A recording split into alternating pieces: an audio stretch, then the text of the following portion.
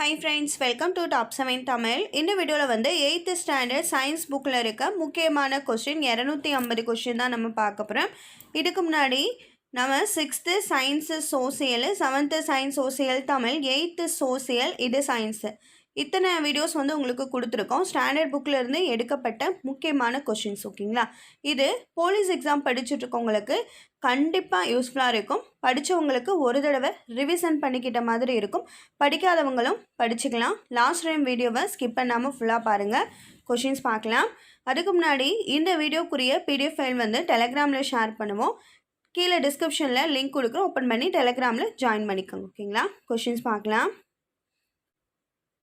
இதுவரை கண்டறியப்பட்ட மொத்த தனிமங்கள் எத்தனை? ஆன்சர் 118 தனிமங்கள். இயற்கையில் கிடைக்கக்கூடிய மொத்த தனிமங்களின் எண்ணிக்கை 92. இயற்கையில் கிடைக்கக்கூடிய தனிமத்திற்கு உதாரணம் எதுனா? தாமிரம், இரும்பு, தங்கம், வெள்ளி. இந்த தனிமங்கள் எல்லாமே வந்து இயற்கையில் கிடைக்கக்கூடியவை. ஆய்வகங்களில் தயாரிக்கப்படும் தனிமங்களுக்கு உதாரணம் டெக்னீசியம், புரோமோதியம், நெப்டியூனியம், புளூட்டோனியம். அணு என்பது எந்த சொல்லில் இருந்து உருவாக்கப்பட்டது? ஆன்சர் அட்டாமஸ். அட்டாமஸ் என்ற சொல்லிலிருந்து அணு என்ற சொல் உருவாக்கப்பட்டது. அணுவை துளைத்து ஏழ்கடலை புகட்டி குறுகத் தரித்த குரல் என அணுவை பற்றிய தனது கருத்தை கூறியவர் யார்? ஆன்சர் ஔவையார். எதற்காக சொல்லியிருப்பாங்கன்னா, திருக்குறளை புகழ்வதற்காக இந்த வாக்கியத்தை வந்து சொல்லியிருப்பாங்க. முதலில் அணுவை பற்றின அறிவியல் பூர்வமான கொள்கையை வெளியிட்டவர் யார்? Answer John Dalton. ஜான் டால்டனை தொடர்ந்து அணுக்கொள்கையை வெளியிட்டவர்கள் யாருன்னு பார்த்தோன்னா J Thomson, Rutherford. John Dalton அணுக்கொள்கையை வெளியிட்ட ஆண்டு ஏது? ஆன்சர் 1808ஆம் ஆண்டு. எண் மதிப்பும் திசையையும் பெற்றிருப்பதால் விசை என்பது ஒரு எந்த அளவாகும்? ஆன்சர் வெக்டர் அளவாகும். விசையானது எந்த அலகால் அளவிடப்படுகின்றது? ஆன்சர் நியூட்டன் எண் என்ற அலகால் வந்து அளவிடப்படுது. எந்த ஒரு பொருளின் புறப்பரப்பிற்கும் செங்குத்தாக செயல்படும் விசை உந்து விசை என அழைக்கப்படுது. விசை ஏற்படுத்தும் விளைவை அளப்பதற்கு எந்த அளவு பயன்படுத்தப்படுது? ஆன்சர் அழுத்தம். உந்து விசை எந்த அலகினால் அளவிடப்படுகின்றது? Answer Newton. அழுத்தத்தின் அலகு பாஸ்கல், PA அப்படி நோட் பண்ணுவோம், அல்லது நியூட்டன் மீட்டர் -2. புவியை சுற்றிலும் காற்று நிரம்பியுள்ளது. இந்த உரைக்கு என்ன பெயர்? ஆன்சர் வளிமண்டலம்.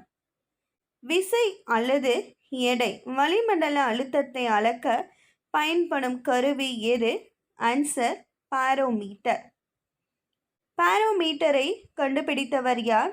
Answer Torricelli. திரவ அழுத்தத்தில் உள்ள வேறுபாடுகளை அறிய உதவும் கருவி எது? Answer manometer. வாகனங்களில் உள்ள தடை அமைப்பு எதன் அடிப்படையில் செயல்படுகிறது? ஆன்சர் பாஸ்கல் விதி. மலைத்துளிகள் இயற்கையாகவே கோள வடிவத்தை பெற்றிருப்பதற்கு காரணம் என்ன? ஆன்சர் பரப்பு இழுவிசை. தாவரங்களில் நீர் மேலேறுவதற்கு காரணம் பரப்பு இழுவிசை. தாவரங்களில் நீரை கடத்த உதவுவது சைலம் திசுக்கள். சைலம் என்ற மெல்லிய குழாயில் எந்த செயல்பாட்டின் காரணமாக நீர் மேலேறுகிறது? ஆன்சர் நுண்புலை ஏற்றம். நீர்ச்சிலந்தியானது நீரின் பரப்பில் எளிதாக நடக்க உதவுவது எந்த விசை? ஆன்சர் நீரின் பரப்பு இழுவிசை. உராய்வை குறைக்க பயன்படுத்தப்படும் பொருள் ஏது? ஆன்சர் உயவு பொருள். உயவு பொருளுக்கு உதாரணம் வந்து கிரீஸ், தேங்காய் எண்ணெய், கிராஃபைட், விளக்கெண்ணெய். வளைந்த ஆடிகள் ஒரு கோளத்தின் பகுதியாக கருதப்பட்டால் அவைகள் எவ்வாறு அழைக்கப்படுகின்றன? ஆன்சர் கோளக ஆடிகள்.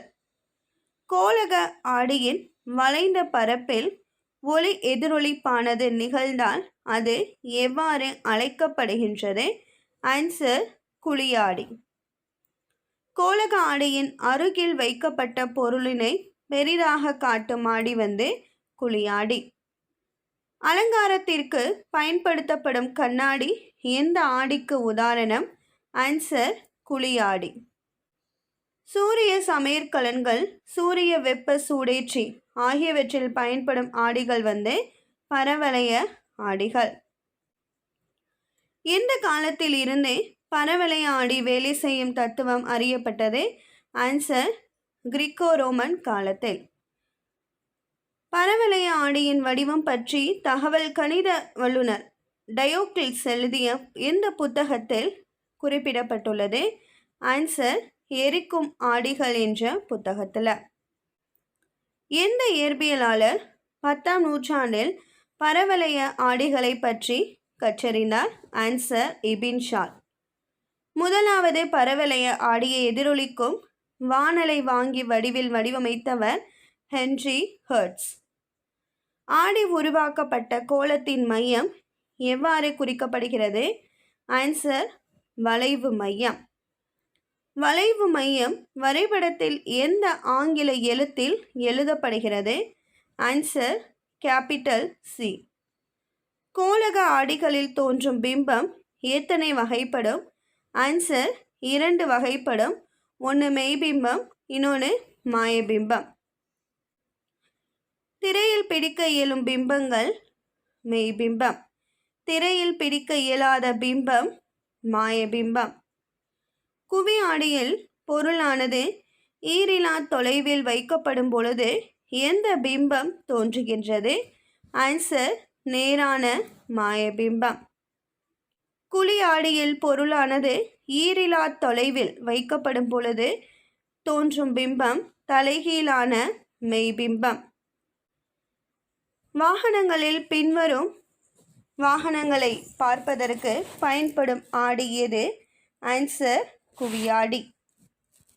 மருத்துவமனை, தங்கும் விடுதிகள், பள்ளிகள் மற்றும் அங்காடிகளில் பயன்படுவது குவியாடி.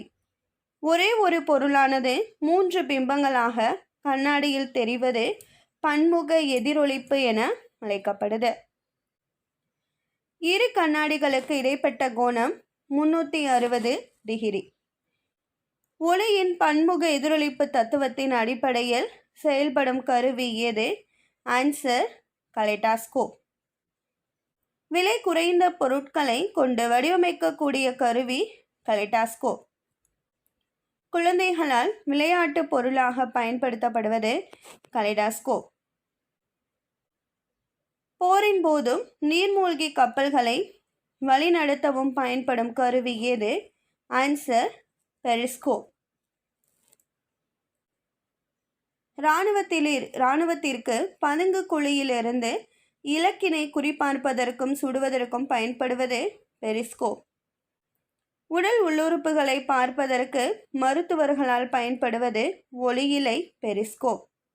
ஒளிவிலகல் எண்ணிற்கு அலகு கிடையாது.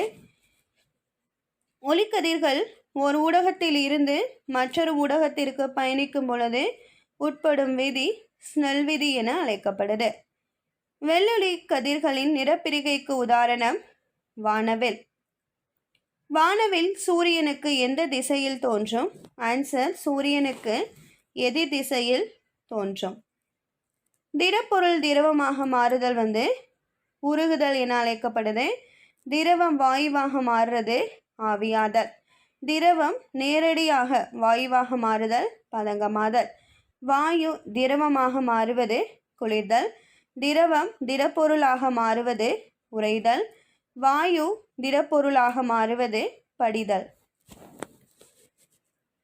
இயற்கையாகவே புவியின் மீது திண்மம், திரவம், வாயு ஆகிய 3 நிலைகளிலும் காணப்படும் ஒரே பருப்பொருள் நீர். சலவை பெட்டியை கொண்டு துணியை சலவை செய்யும் போது சலவை பெட்டியிலிருந்து வெப்ப ஆற்றல் துணிக்கு பரவும் நிகழ்வு வெப்ப கடத்தல் என அழைக்கப்படுது.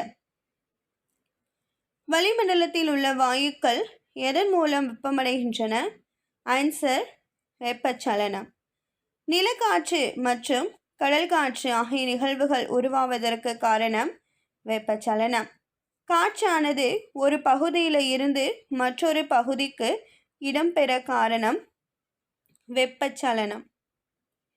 வெப்ப காற்றானது பலூன்களில் எந்த முறை மூலம் வெப்பம் கடத்தப்படுவதால் பலூன் மேலே பறக்கிறது? ஆன்சர் வெப்பச்சலனம். வெப்பம் பரவும் மூன்றாவது விதம் வெப்ப கதிர்வீச்சு. சூரியனில் இருந்து வெளிப்படும் வெப்ப ஆற்றல் எதன் மூலம் பரவுகிறது? ஆன்சர் வெப்ப கதிர்வீச்சு. வெப்ப ஆற்றலானது ஒரு இடத்திலிருந்து மற்றொரு இடத்திற்கு மின்காந்த அலைகளாக பரவும் முறை வெப்ப கதிர்வீச்சு என அழைக்கப்படுது. 500 டிகிரி செல்சியஸ் வெப்பநிலைக்கு ஒரு பொருளை வெப்பப்படுத்தும் போது கதிர்வீச்சானது எந்த நிறத்தில் நம் கண்களுக்கு தெரியும்? ஆன்சர் மங்கிய சிவப்பு நிறத்தில். சூரியனிடம் இருந்து வெப்ப ஆற்றல் எதன் மூலம் பூமியை வந்தடைகிறது? ஆன்சர் வெப்ப கதிர்வீச்சு மூலம். நெருப்பிற்கு அருகில் நிற்கும் போது நாம் வெப்பத்தினை உணர காரணம் வெப்ப கதிர்வீச்சு. வெப்பநிலையானது எதனை கொண்டு அளவிடப்படுகிறது? ஆன்சர் வெப்பநிலைமானி. வெப்ப ஆற்றலின் SI அலகு ஜூல். வெப்பத்தை அளவிட பயன்படுத்தப்படும் அலகு கலோரி.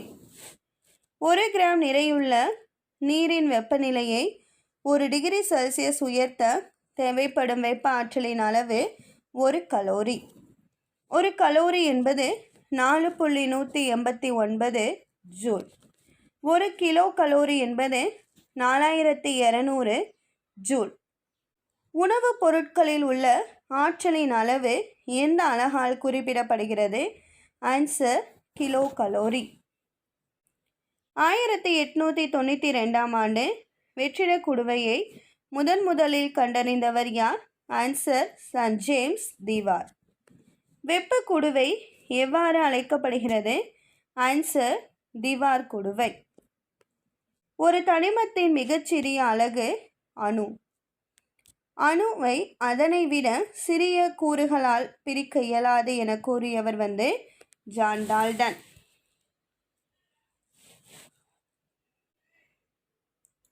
யாருடைய கண் இழை சோதனைக்கு பின் அணுவினுள் புரோட்டான், எலக்ட்ரான் மற்றும் நியூட்ரான் போன்ற மின் துகள்கள் இருப்பது கண்டுபிடிக்கப்பட்டது? Answer Rutherford. புரோட்டான்கள் என்பவை நேர் மின்னூட்டத்தை பெற்றவை, எலக்ட்ரான்கள் எதிர் மின்னூட்டத்தை பெற்றவை. மின்னூட்டம் எந்த அலகால் அளவிடப்படுகிறது? Answer coulomb, C. 1600ஆம் ஆண்டு நிலை மின்காட்டியை முதலில் வடிவமைத்தவர் யார்?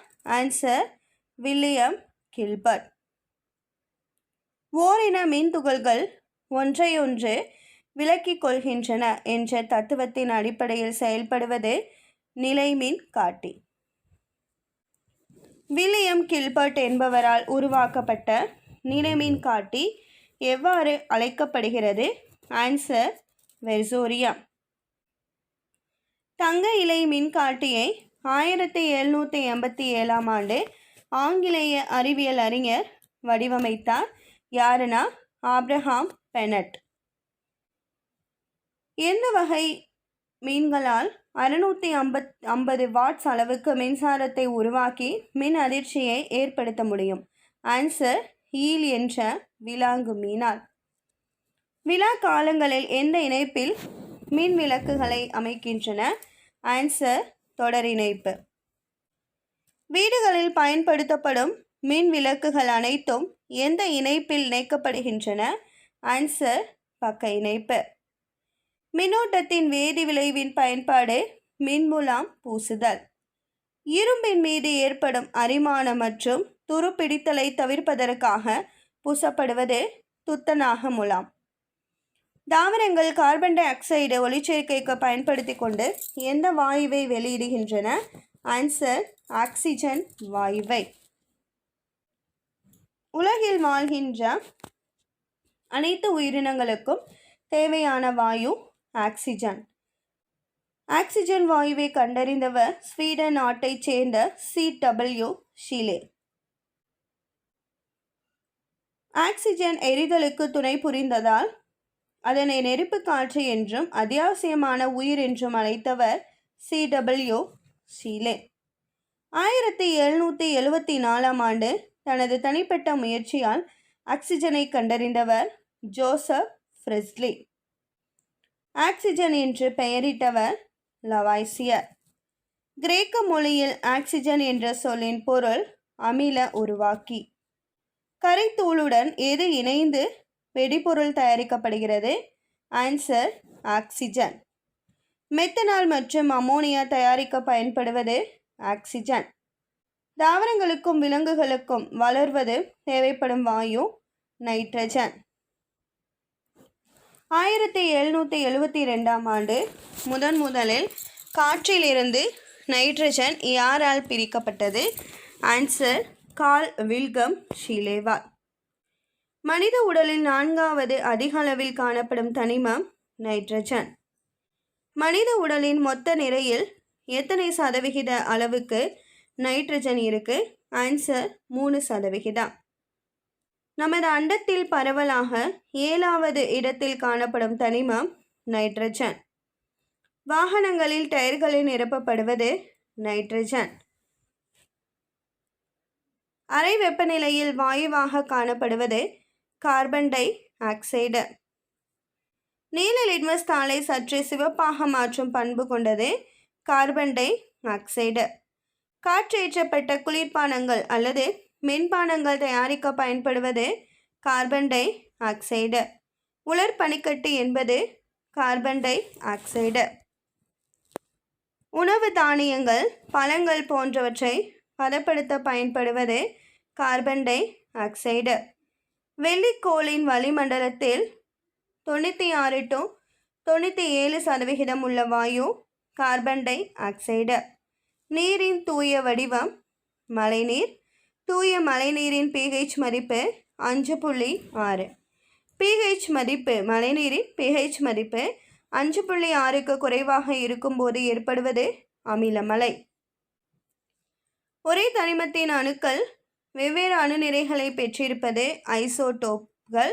வெவ்வேறு தனிமங்களின் அணுக்கள் ஒரே அணுநிறையை பெற்றிருப்பது ஐசோபோர்கள். அணுவானது எந்த தன்மையை கொண்டது? ஆன்சர் நடுநிலைத்தன்மை. புரோட்டானை கண்டுபிடித்தவர் கோல்ட்ஸ்டீன். நியூட்ரானை கண்டுபிடித்தவர் ஜேம்ஸ் சாட்விக். ஜே தாம்சன் அணுக்கொள்கையை வெளியிட்ட ஆண்டு 1904. ஒரு வேதிவினையின் மூலம் நிறையை ஆக்கவோ அழிக்கவோ முடியாது என்று கூறுவது பொருண்மை அழியா விதி. பொருண்மை அழியா விதி எவ்வாறு அழைக்கப்படுகிறது? ஆன்சர் நிறை அழிவின்மை விதி. 1779இல் மாறா விகித விதியை கூறியவர் ஜோசப் ப்ரௌஸ்ட். 1877ஆம் ஆண்டு ஒளிப்பதிவு சாதனத்தை கண்டுபிடித்தவர் தாமஸ் ஆல்வா எடிசன். அலைநீளத்தின் அலகு மீட்டர். ஒரு நொடியில் ஏற்படும் அதிர்வுகளின் எண்ணிக்கை அதிர்வெண் என அழைக்கப்படுது. அதிர்வெண்ணின் அலகு hertz HZ.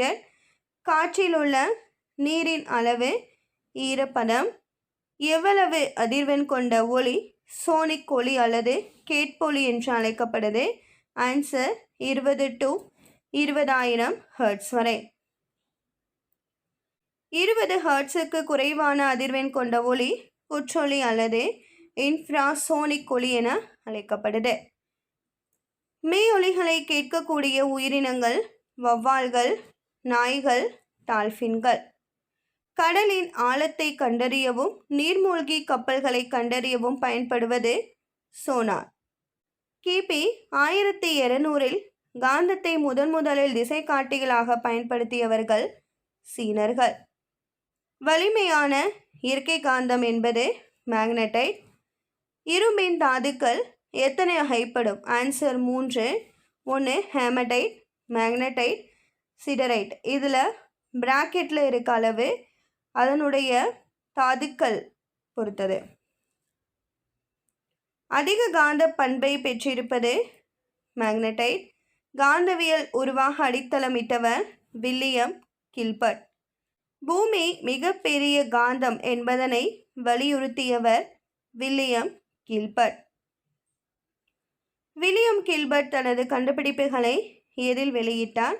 Answer the magnetite என்ற புத்தகத்தில். காந்தப்புலத்தை அளப்பதற்கான அலகு டெஸ்லா அல்லது காஸ்.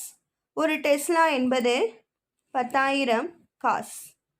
காந்தப்புலத்திற்கு எதிரான திசையில் காந்தமாவது டயாகாந்த பொருள். மின்சார மணி மற்றும் சுமை தூக்கி ஆகியவற்றில் பயன்படுவது தற்காலிக காந்தங்கள். பூமியில் காணப்படும் வலிமையான திறன் மிகுந்த காந்தங்கள் நியோடிமியம் காந்தங்கள். எந்த தொடர்வண்டிக்கு சக்கரம் கிடையாது? ஆன்சர் மெக்லிவ் தொடர்வண்டிக்கு. உலகிலேயே மிகவும் வேகமான தொடர்வண்டி மெக்லிவ் தொடர்வண்டி. சீனாவில் சுமார் 800 ஆண்டுகளுக்கு முன்பாகவே கண்டுபிடிக்கப்பட்டது ராக்கெட்டுகள். தொடக்கத்தில் மரக்குழாய்களில் வெடிமருந்து நிரப்பப்பட்டு ராக்கெட்டுகள் உருவாக்கப்பட்டன. இவை தீ அம்புகள் என்று அழைக்கப்பட்டன. யாரை வெற்றி கொள்வதற்காக சீனர்களால் இந்த தீ அம்புகள் பயன்படுத்தப்பட்டது? ஆன்சர் மங்கோலியர்களை. இந்திய விண்வெளி ஆய்வு நிறுவனம் எந்த ஆண்டு தொடங்கப்பட்டது? ஆன்சர் 1969. இந்தியா தனது முதல் செயற்கைக்கோளான ஆரியப்பட்டாவை எந்த ஆண்டு விண்ணில் செலுத்தியது? ஆன்சர் 1975. விண்வெளிக்கு சென்ற முதல் இந்தியர் ராகேஷ் சர்மா. சந்திரனை ஆய்வு செய்வதற்காக இந்தியாவால் அனுப்பப்பட்ட முதல் செயற்கைக்கோள் சந்திராயன் 1. சந்திராயன் 1 என்ற திட்டமானது எத்தனை நாட்கள் விண்ணில் செயல்பட்டது? ஆன்சர் 312 நாட்கள். சந்திராயன் 1 திட்டமானது முக்கிய நோக்கங்களை 95% நிறைவு செய்த பின் பூமியின் உள்ள கட்டுப்பாட்டு அறையுடன் இருந்த தொடர்பை இழந்த ஆண்டு 2009 ஆகஸ்ட் 28. உலகின் மிகச்சிறிய செயற்கைக்கோள் கலாம்சாட். இது எத்தனை கிராம் உடை கொண்டது? Answer 64 gram. உலகின் மிகச்சிறிய செயற்கைக்கோள் கலாம்சாட். கலாம்சாட் எந்த ஆண்டு விண்ணில் செலுத்தப்பட்டது? Answer 2017 June 22. பூமியின் முழு வடிவத்தையும் முதலாக பதிவு செய்து அனுப்பிய செயற்கைக்கோள் சந்திராயன் 1. மங்கள்யான் ஸ்ரீஹரிகோட்டாவில் இருந்து விண்ணில் செலுத்தப்பட்ட ஆண்டு 2013 நவம்பர் 5. சிவப்பு கோள் என்று அழைக்கப்படும் கோள் செவ்வாய். செவ்வாய்க்கோளின் சுற்றுவட்ட பாதையில் நிலைநிறுத்தப்பட்ட ஆண்டு 2014 செப்டம்பர் 24. மங்கள்யான் விண்கலத்தை விண்ணில் செலுத்தியதன் மூலம் செவ்வாய்க்கோளுக்கு விண்கலம் அனுப்பிய இந்தியா எத்தனையாவது நாடு? ஆன்சர் 4வது நாடு. செவ்வாய்க்கோளின் சிவப்பு நிறத்திற்கு காரணம் இரும்பு ஆக்சைடு. சந்திராயன் 2 என்ற திட்டத்தை இந்திய விண்வெளி ஆய்வு நிறுவனம் செயல்படுத்திய ஆண்டு 2019 ஜூன் 22.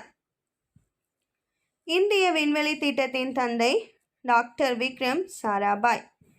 இந்தியாவின் ராக்கெட் மனிதர் என்று அழைக்கப்படுபவர் டாக்டர் கைலாசம் வடிவு சிவன்.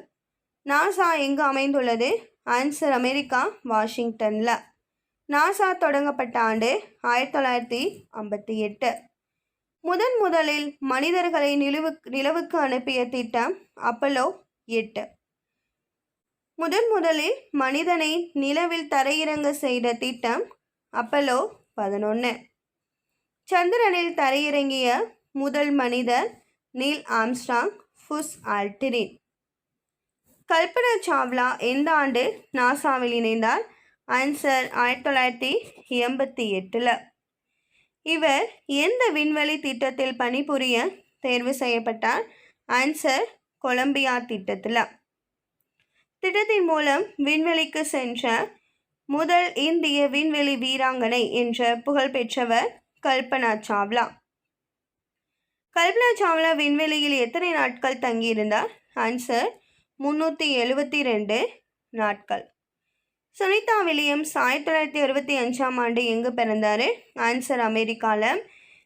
விண்வெளியில் நீண்ட தூரம் நடந்த பெண் என்ற சாதனையை 2012ஆம் ஆண்டு படைத்தவர் சுனிதா வில்லியம்ஸ்.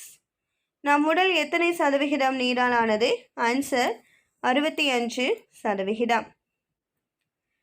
மின்னாற்றலின் மூலம் நீர் மூலக்கூறுகளை பிரிக்கும் முறைக்கு மினார் பகுத்தல் என்று பெயர். நீரானது 1781ஆம் ஆண்டு முதலில் யாரால் தயாரிக்கப்பட்டது? ஆன்சர் ஹென்றி கெவன்டிஷால். அதிவேக வினைபுரியும் உலோகங்களை கந்தக அமிலத்துடன் சேர்க்கும் பொழுது ஹைட்ரஜன் வாயு வெளியேறுவதை கண்டறிந்தவர் ஹென்றி கெவன்டிஷ்.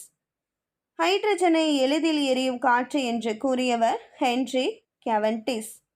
உலோகங்கள் செறிவுமிக்க அமிலங்களுடன் கலந்து ஹைட்ரஜனை உருவாக்கியவர் ஹென்றி கெவன்டிஷ்.